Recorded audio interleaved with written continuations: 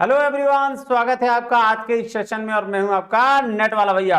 हाँ जी, चलिए करते हैं आज की सेशन की शुरुआत। देखिए जी, अक्सर बच्चों के दिमाग में नेट क्वालिफाई करने के बाद ये चलता रहता है कि क्या भैया जो पीएचडी करना वो कंपलसरी है, क्या ऐसा है क्या, या फिर नेट के बेसिस पर क्या हम असिस्टेंट प्रोफेसर बन सकते हैं। जी ऐसा बिल्कुल भी नहीं है कि पीएचडी कंपलसरी है। ये कुछ दिन पहले गाइडलाइन आई थी यूजीसी की, जिसमें ये कहा गया था कि मिनिमम एलिजिबिलिटी क्राइटेरिया जो होगा वो क्या होगा, वो यूजीसी नेट होगा। अगर आप नेट क्वालिफाई हैं आप असिस्टेंट प्रोफेसर बनने के लिए एलिजिबल हैं। लेकिन लेकिन लेकिन लेकिन थोड़ा ब्रेक लगाइएगा।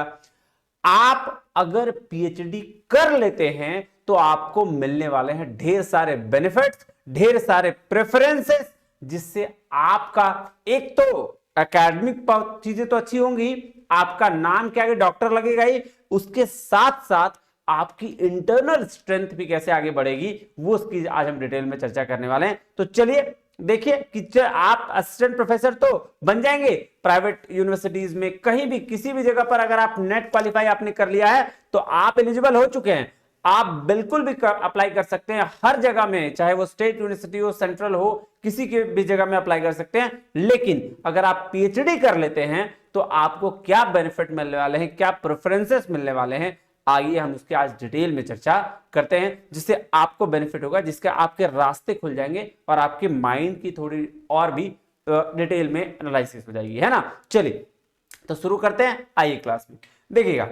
उससे पहले क्या, उससे पहले बेसिक चीज कि अगर आपको भी नोट्स वगैरह जो चलता है हमारे यूसी नेट चैनल पे, उसके नोट्स चाहिए तो आप इस टेलीग्राम चैनल को जो है ज्वाइन कर लीजिएगा, ताकि आपको कोई दिक्कत ना हो। इस एग्जाम को मैंने 5 बार क्वालिफाई किया और हर बार, और इवन पीएचडी में कर रहा हूं, तो इसी के बेस पर मैं आपको अपनी एक्सपीरियंस से बताऊंगा कि क्या इसमें फायदे होने वाले हैं और किस तरीके से आपकी जो सिलेक्शन होने के चांसेस है वो कैसे आपके बढ़ जाएंगे, है ना। तो चलिए, उसके साथ साथ मेरा टीचिंग का एक अच्छा एक्सपीरियंस रहा है इस यूनिवर्सिटी में असिस्टेंट प्रोफेसर के तौर पर, तो आप इसको भी देख के सकते हैं और ये सारे एक्सपीरियंस के बेस पर मैं आपको क्या करूंगा, गाइडेंस करूंगा। चलिए, इसके साथ साथ आप देखिए, अगर कोई भी दिक्कत आ रही है इस नंबर पर व्हाट्सएप करिएगा।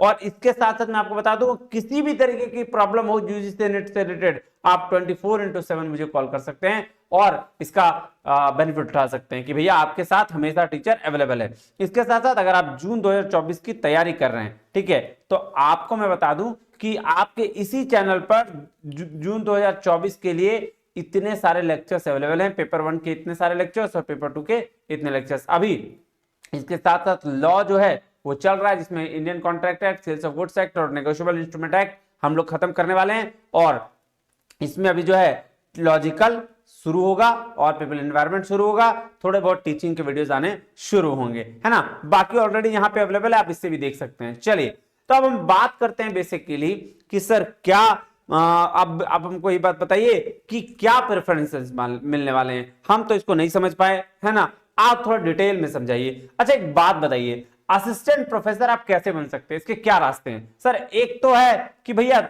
2 तरीके से, एक तो पहले क्या, असिस्टेंट प्रोफेसर बनना है आपको,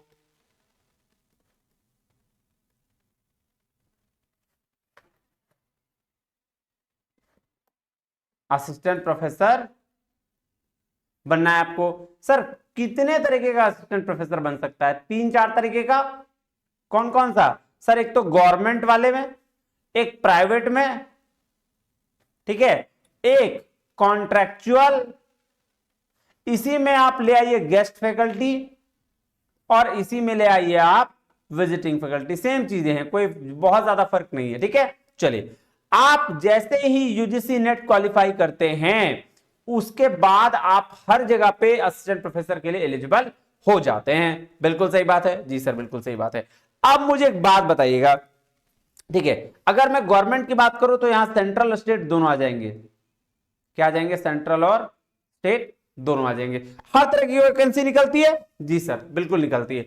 अब मुझे एक बात बताना, जैसे आप यूजीसी नेट का एग्जाम दोगे, क्वालिफाई करोगे, एलिजिबल हो गए, एलिजिबिलिटी के साथ आपको क्या करना पड़ेगा, आपको उसी सेंट्रल या स्टेट लेवल के एग्जाम, अगर आप गवर्नमेंट की बात करो, मैं प्राइवेट की नहीं बात कर रहा, प्राइवेट की बात कर रहे हो इसलिए नहीं बात कर रहा क्योंकि मैक्सिमम लोग गवर्नमेंट यूनिवर्सिटीज में, आईआईटीज वगैरह में जाना चाहते हैं। प्राइवेट यूनिवर्सिटी में कम लोग जाना चाहते हैं। अगर आप प्राइवेट यूनिवर्सिटी की बात करें तो आप पीएचडी ना भी करेंगे तो नेट के बेस पे आपका selection most of the time हो जाता है। लेकिन अगर आप पीएचडी ये करना चाहेंगे और गवर्नमेंट इंस्टीट्यूशन में जाना चाहेंगे, वहां अगर पढ़ाने की बात आप कर रहे हैं, तो भैया ऐसा है, वहां के लिए आपको क्या करना पड़ेगा, गवर्नमेंट में सेंट्रल हो या स्टेट हो, वहां की निकलती है वैकेंसीज, निकलती है ना वैकेंसीज, और उस वैकेंसीज को आपको फिलअप करना पड़ेगा। जैसे फिलअप करिएगा तो एक ही एग्जाम है, वन एग्जाम फिर वन इंटरव्यू, यही ये दो का प्रोसेस जैसे खत्म हुआ, बनता है क्या, मेरिट लिस्ट। क्या बनता है, मेरिट लिस्ट। अब मुझे एक बात बताना, मेरिट लिस्ट में क्या चीजें देखी जाती है? सर मेरिट लिस्ट में देखा जाता है आपका एपीआई स्कोर। सर ये क्या है, ये क्या है? सर ये तो एकदम नया चीज मेरे को लग रहा है। देखिए अगर आपको नया लग रहा है तो उसका मैं डिटेल वीडियो बना दूंगा, लेकिन मैं आपको इतना बता दे रहा हूं, इसका फुल फॉर्म होता है एकेडमिक परफॉर्मेंस इंडिकेटर। क्या मतलब हुआ सर, हमको कुछ समझ में नहीं आया। देखिए बेसिकली जब भी आप कहीं पे मेरिट लिस्ट बनेगा आपका, इंटरव्यू क्वालिफाई कर लेंगे, तो ये एकेडमिक परफॉर्मेंस इंडिकेटर आपका चेक किया जाएगा। और वो ये मैं नहीं कह रहा हूं, ये कैसे होगा सर, आप ऐसे हवा पानी में कैसे कह सकते हैं, है ना, आप ऐसे हवा पानी में कह दीजिएगा तो हम मान लेंगे क्या? नहीं, मैं हवा पानी की बात नहीं कर रहा, ये यूजीसी के गाइडलाइन में मेंशन है। यूजीसी की गाइडलाइन जो 2018 वाली अभी चल रही है, उसमें ये मेंशन है क्लियरली, और मैं आपको ये दिखा रहा हूं।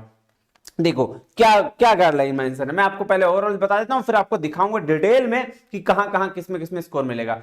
इसमें क्या होता है, अब देखो, एक है नेट करने वाले, ठीक, ये भी एग्जाम भरेंगे, एक है नेट या जेआरएफ प्लस पीएचडी, ठीक है, एक ये भी फॉर्म भरेंगे।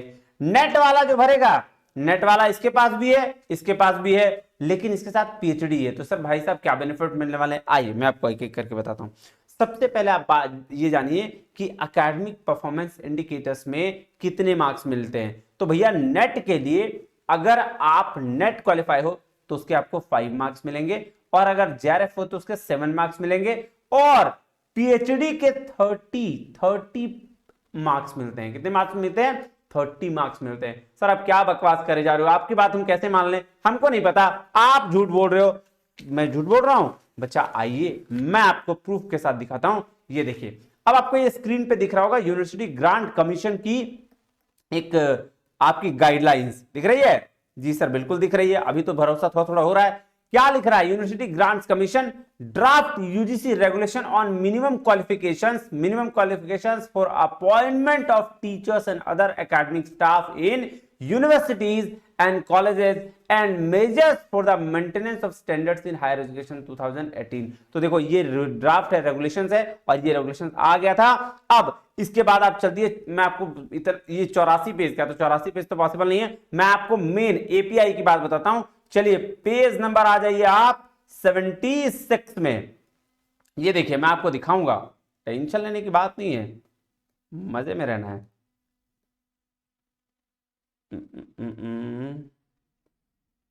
आ जाइए, ये देखिए आपको दिख रहा है कुछ, ये देखिए क्या लिखा हुआ है, ध्यान दीजिएगा। टेबल 3 में मेंशन है criteria for shortlisting candidate for the interview for the post of assistant professor in universities. अगर यूनिवर्सिटीज में सिलेक्शन होगा तो आपकी कैसे एकेडमिक रिकॉर्ड बनेगी, ये ध्यान दीजिएगा।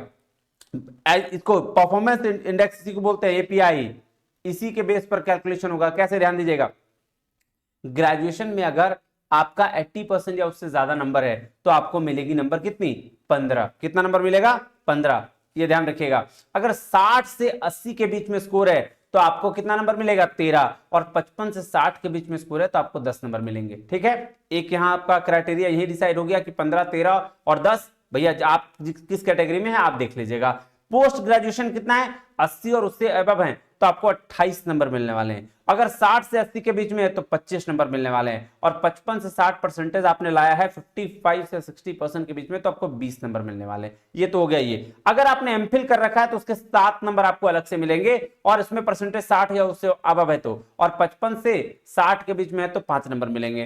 पीएचडी के लिए ध्यान से देखिएगा, पीएचडी के लिए 30 मार्क्स हैं। कितने मार्क्स हैं?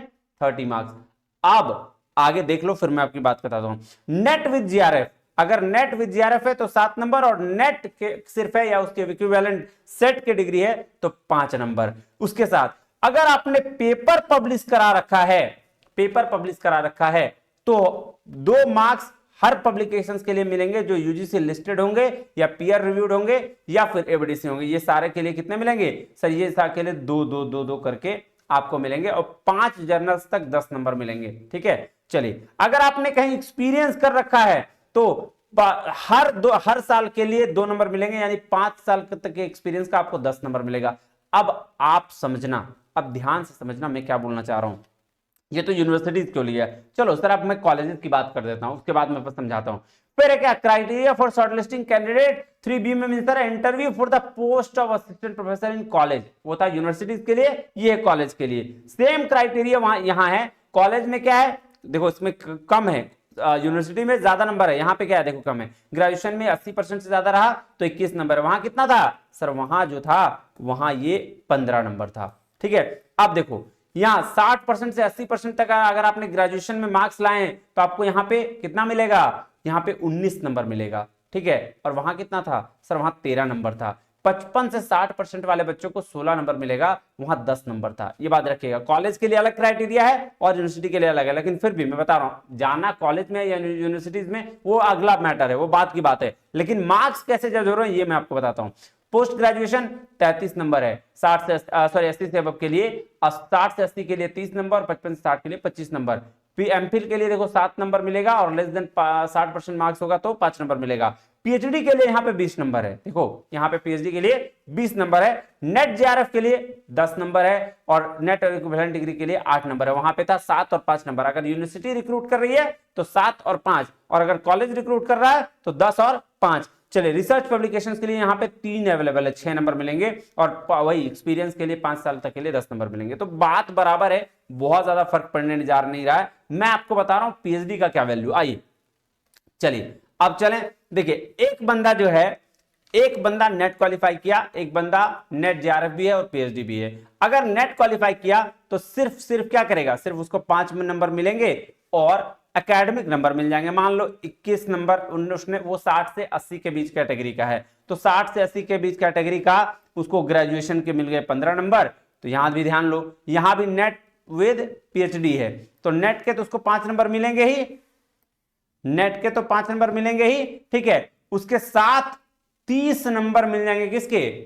पीएचडी के लिए। तो देखो तुम सिर्फ यहां पे ये नेट किया या नेट पीएचडी है, ये 35 नंबर, मतलब 30 नंबर तुम ऐसे ही आगे बढ़ गए।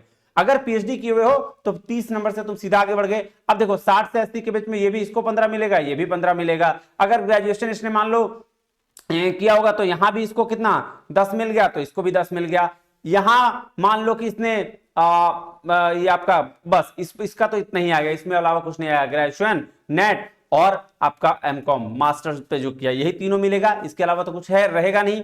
लेकिन देखो सिर्फ यहां भी सेम में देखोगे तो 35, 15, 50 और 10 60 नंबर, और यहां पे हो जाएगा 15, 20 और 10 30 नंबर, यानी कि सीधा डबल का डिफरेंस आ जा रहा है। अगर किसी यूनिवर्सिटी में आपका सिलेक्शन होगा, सोचो जो पीएचडी करके जाएंगे उसका पहले सिलेक्शन होगा या फिर आपका सिलेक्शन होगा। तो इसीलिए पीएचडी जरूरी भी है। एक तो हो गया ये एकेडमिक की बात। अब आ जाते हैं दूसरी बात। एक तो एकेडमिक वाले में हो गया। चलो अब आप बोलोगे कि सर यहां पे जो है, यहां पे मेरा एकेडमिक बहुत अच्छा होगा। मान लेते हैं आपका मैक्सिमम एकेडमिक हो गया कितना? 21 नंबर का, और यहां पे चलो 12, 13 नंबर एग्जाम्पल के तौर पर, फिर भी 4 ही नंबर बढ़ पाओगे बच्चा। ये 60 नंबर सिर्फ पीएचडी का 30 मार्क्स है, और उसी वजह से उसकी प्रेफरेंसेस बहुत ज्यादा बढ़ जाएंगी। उसके साथ साथ जो भी कोई भी पीएचडी करता है ना, उसकी मिनिमम एलिजिबिलिटी होती है कि वो 2 पेपर्स कम से कम पब्लिश कराए ही यूजीसी लिस्टेड जर्नल में। यूजीसी लिस्टेड में, पीयर रिव्यूड में, एबीडीसी हो जाए, स्कोपस हो जाए, वो तो अलग बात है। तो ये तो हो, तो यूजीसी में 2 पेपर पब्लिश होने के लिए इसका मतलब 4 नंबर तो वो सॉलिड ऐसे ही बढ़ा लिया, मिनिमम 2, मैक्सिमम वो 5 अगर कर लिया तो उसको 10 नंबर और एडिशनल मिल जाएंगे। अभी दिखाया था ना, ये देखो पेपर वाले बात दिखाया ना, ये देखो रिसर्च के पब्लिकेशंस होते हैं, पेपर होता है, जैसे मेरा एक पेपर छपा है तो उसके मुझे 2 नंबर मिल जाएंगे, ठीक है। तो इसके लिए इसी वजह से क्या होगा कि ये बच्चा जो पीएचडी कर रहा है वो पहले प्रेफरेंस लेके चला जाएगा। ये बात आपको समझ में आ गई जी सर। चलिए, अब ये तो हो गए भाई साहब एकेडमिक परफॉर्मेंस की बात, एकेडमिक परफॉर्मेंस की बात, इसलिए पीएचडी तो जरूरी है ही। अब इसके साथ साथ मैं बता रहा हूं आपकी इनर स्ट्रेंथ की बात अगर हम करें ना, तो आप ना जब आप पीएचडी करोगे तो आपको क्या करने पड़ेंगे, आपको रिसर्च करने पड़ेंगे। रिसर्च करोगे तो पहले उसके लिए प्रॉब्लम फाइंड आउट करोगे, प्रॉब्लम फाइंड आउट करोगे, फिर उसके बारे में सॉल्यूशन निकालोगे। इसका मतलब है आपकी क्रिटिकल थिंकिंग कहीं ना कहीं डेवलप होगी। क्या होगी, क्रिटिकल थिंकिंग बहुत डेवलप होगी। अब क्रिटिकल थिंकिंग डेवलप होने के साथ साथ जब आप बहुत सारे रिसर्चेस पढ़ोगे, बहुत सारे लिटरेचर के रिव्यू करोगे, तो बहुत सारा नॉलेज इंक्रीज होगा। और फिर जब आप पेपर लिखना शुरू करते हो तो आपकी स्ट्रेंथ रिटन भी इंप्रूव होने लगती है। तो एक देखो एडिशनल एकेडमिक वाला तो है बेनिफिट, इसके साथ साथ आपकी इनर स्ट्रेंथ भी उभर के निकलती है। बात समझ में आ रहा है जी सर। तो इसीलिए कहता हूं कि क्या नेट आप क्वालिफाई कर लिए हो तो भैया पीएचडी में एनरोलमेंट करा लो, क्योंकि अगर पर्पस असिस्टेंट प्रोफेसर बनना है गवर्नमेंट वाला तो आपको पीएचडी कर लेना चाहिए। और अगर प्राइवेट में गुजारना है तो भैया आप आराम से कर सकते हो, आप किसी यूनिवर्सिटी में अप्लाई करो और वहां पे आपका प्राइवेट में हो जाएगा। वहां पीएचडी की बहुत ज्यादा बाध्यता वाली झंझट नहीं है, पीएचडी कर लेने से डबल बेनिफिट हो जाएगा।